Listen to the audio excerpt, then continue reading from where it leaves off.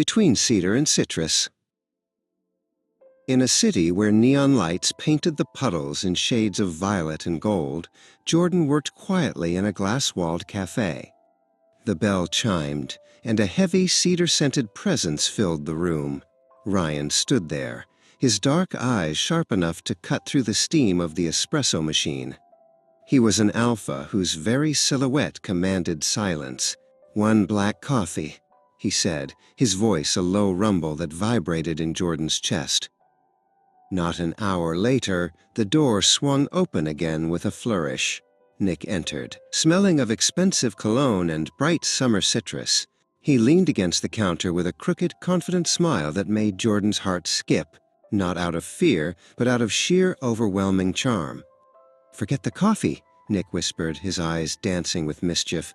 "I think I'd rather have your name." Nick was a different kind of alpha, one who wore style like armor. Jordan felt like a small boat caught between two powerful tides. Ryan's protective, grounding aura felt like a storm held in check, while Nick's attention was a bright, dazzling sun. As an Omega, Jordan's instincts were humming, vibrating with the sudden heavy weight of their competing gazes. "Why is the air suddenly so heavy?" he wondered, clutching a silver tray to keep his hands from shaking. He was the center of a gravity he didn't understand. The sky broke open that evening as Jordan finished his shift. He stepped out into the downpour, only to find Ryan waiting by the brick wall. Without a word, the tall alpha stepped closer, holding a large black umbrella over Jordan's head. "You'll catch a cold," Ryan muttered, his face turning away to hide a flicker of concern. The silence between them was thick, heavy, with the words Ryan's intimidating nature wouldn't let him speak. But Nick wasn't one to stay in the shadows. The next morning, he arrived at the cafe with a bouquet of rare, vibrant blue lilies. "For the most beautiful person in this city," he whispered, his voice smooth as silk. He was bold, pushing past Jordan's defenses with a practiced, stylish grace that left the Omega breathless and confused. Jordan took the flowers, their citrusy scent mingling with the alpha's bold perfume. The tension finally snapped when the two alphas met. Outside the cafe, under the flickering glow of a closed sign, Ryan and Nick stood face to face. The air crackled with dominant energy. Ryan's jaw was set in a hard, dangerous line, his scent of cedar turning sharp and cold. Nick's smile remained, though it didn't reach his eyes. "You're hovering, Ryan," Nick challenged. Maybe he needs someone with a bit more finesse. Jordan watched through the glass door, his breath hitching. He could feel the ripples of their rivalry in the very air he breathed.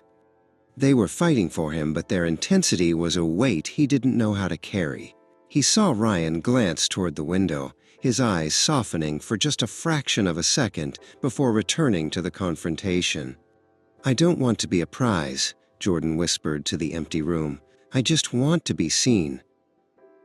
Nick found Jordan later that night, cornering him near the back entrance of the alleyway. "He's too much for you, Jordan," Nick said, his voice dropping to a low, persuasive hum. He reached out to touch Jordan's cheek. "You need someone who knows how to treat you with elegance, not just brute strength. Come with me.